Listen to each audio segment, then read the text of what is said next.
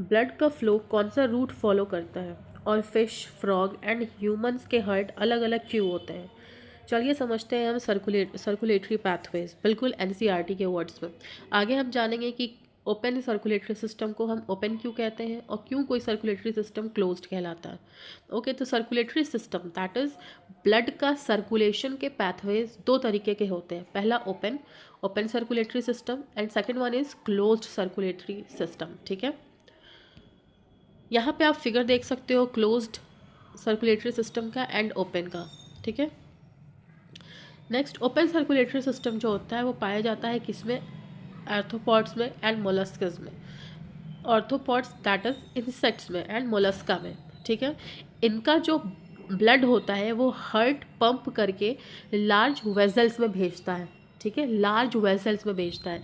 इनमें कोई कैपिलरीज नहीं होती है, कैपिलरीज एब्सेंट होती हैं ओपन सर्कुलेटरी सिस्टम में। ठीक है, ब्लड जो है वो फ्लो करके ओपन स्पेसेस में या फिर बॉडी कैविटी में जाता है, जिसे हम कहते हैं साइनसेस। ठीक है, ओपन सर्कुलेटरी सिस्टम में एक यहाँ पे वर्ड यूज़ हुआ दैट इज साइनसेस। ये क्या है, एक तरीके की बॉडी कैविटी है, ओपन स्पेस है जिसमें ब्लड फ्लो करता है। ओके, ओपन सर्कुलेटरी सिस्टम में ब्लड डायरेक्टली कांटेक्ट में आता है विथ टिश्यूज़। ठीक है, बट क्लोज सर्कुलेटरी पैथवेज में ऐसा कुछ नहीं होता।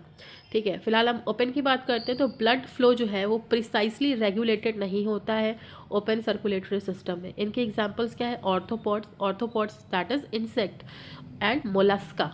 ठीक है, नेक्स्ट क्लोज सर्कुलेटरी पाथवे क्या है, ये पाया जाता है एनालिड्स दैट इज अर्थवर्म में एंड कॉर्डेट्स में। कॉर्डेट्स वो ऑर्गेनिज्म होते हैं जिनमें नोटोकॉर्ड प्रेजेंट होती है। ठीक है, blood circulates with in a close network of blood vessels, इनमें कैपिलरीज प्रेजेंट होती हैं।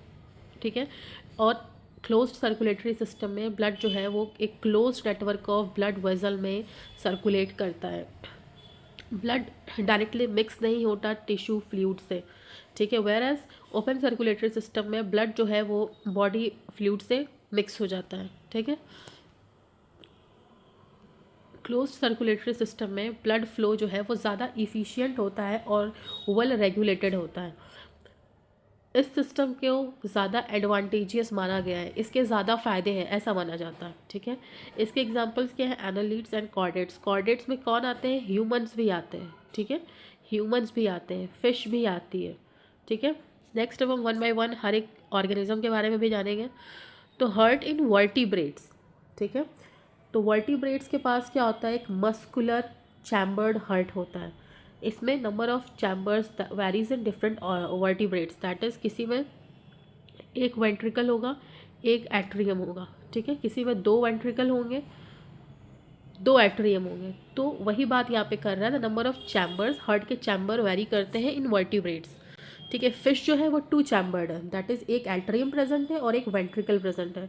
हार्ट पंप करता है सिर्फ डीऑक्सीजनेटेड ब्लड को, डीऑक्सीजनेटेड ब्लड को। ठीक है, ब्लड को ऑक्सीजन मिलता है गिल्स से। यहाँ ये एक इम्पॉर्टेंट पॉइंट है कि ऑक्सीजनेटेड ब्लड फिश में कौन करता है, गिल्स काम करती हैं। ठीक है, ह्यूमंस में कौन करता है, आप कमेंट करिए।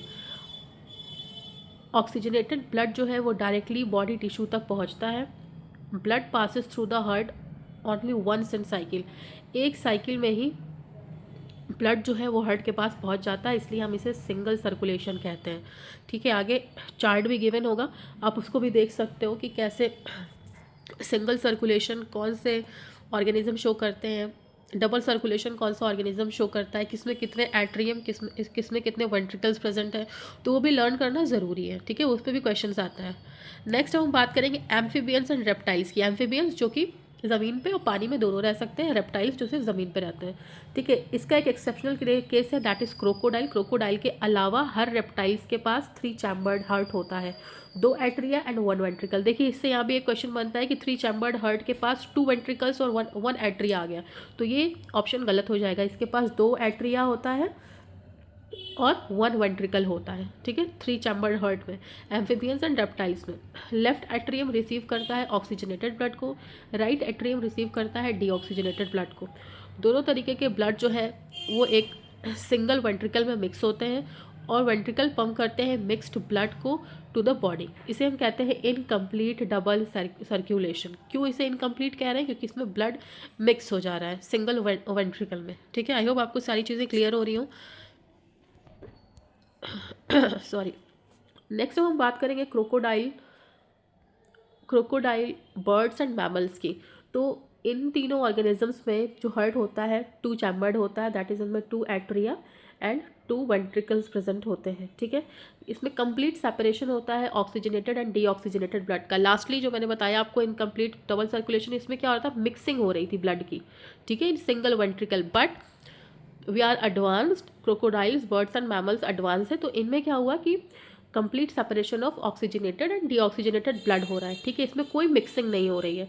2 सेपरेट सर्कुलेटरी पाथवे ये फॉलो कर रहा है, that is pulmonary circulation and systematic circulation. इसे हम जब मैं टॉपिक पढ़ाऊंगी हार्ट तब उसमें इसको एक्सप्लेन करूंगी। ओके, तो ये एक तरीके का कंप्लीट डबल सर्कुलेशन है, क्योंकि इसमें इसमें complete separation of oxygenated and deoxygenated blood हो रहा है। इसमें ब्लड की मिक्सिंग नहीं हो रही है। ओके, 2 सेपरेट पाथवे है इसमें, that is pulmonary circulation and systematic circulation, इसलिए हम इसे कंप्लीट डबल सर्कुलेशन कह रहे हैं। इंपॉर्टेंट एनसीईआरटी पॉइंट्स क्या है आपको याद करने के लिए कि ओपन सर्कुलेटरी सिस्टम के पास साइनसेस होते हैं। ठीक है, वेरी इंपॉर्टेंट।